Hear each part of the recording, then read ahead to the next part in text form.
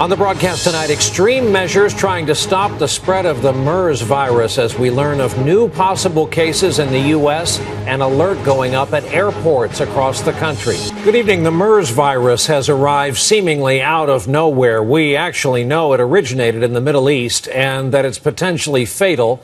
And while public health officials have been downplaying the threat after 2 confirmed cases here in the U.S., just today, the federal government stepped up its efforts to keep it out of this country. Today, a health advisory went up at all major U.S. airports, alerting travelers to the Middle East and trying to prevent its spread.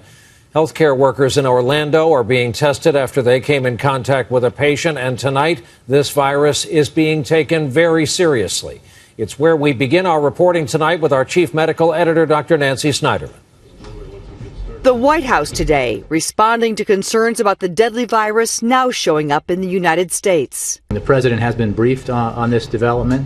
The CDC is taking the current situation very seriously and is working in close coordination with local health authorities. So far, 2 cases have been confirmed. A patient in Indiana was hospitalized for 12 days and released last week. The second, a Saudi resident who is visiting family, tonight remains hospitalized in Orlando, Florida in good condition. And now 20 healthcare workers at 2 hospitals in Orlando are being tested for MERS. Health officials on the front lines of previous global outbreaks like bird flu, swine flu, and SARS are concerned. Dr. Michael Osterholm recently returned from the Arabian Peninsula, where he has been studying the MERS outbreak.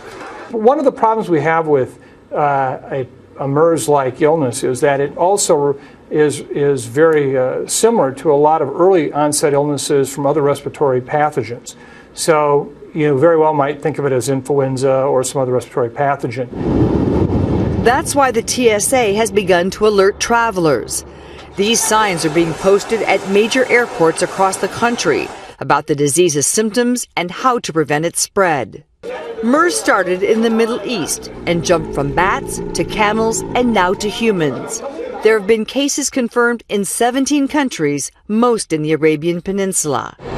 And now, with Dubai being the world's busiest airport, containing this virus may no longer be possible. And because so much commerce now goes through the Middle East, this outbreak has worldwide medical implications, but it also has major economic repercussions, too. Brian? We'll stay on it. Nancy Snyderman starting us off tonight. Nancy, thanks. A creeping, contagious, and potentially deadly respiratory virus has reached the U.S. and created a legitimate health scare. 2 Orlando area healthcare workers exposed to a patient with MERS have been treated for flu-like symptoms. One of those workers is in isolation. It all happened before the proper isolation precautions were initiated. So these people were in contact with the patient without a mask. Officials say about 20 healthcare workers at 2 hospitals in the Orlando area might have been exposed to the MERS patient. What is MERS? It stands for Middle East Respiratory Syndrome. It started in the Saudi Peninsula but has now spread around the globe. Experts say it may originate with camels, but you can get it simply by breathing in. Most of those getting it have been relatives of patients or healthcare workers. We can infect one person to another if they're in close proximity. If we have droplets of the fluid that we have in our body being inhaled by the other person or being in close contact with the other person.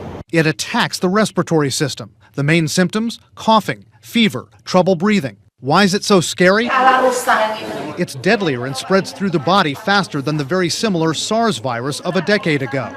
About a third of the 530-plus MERS patients have died, experts say, compared to about 10% of SARS victims. There's no vaccine for it, and there's no treatment for it.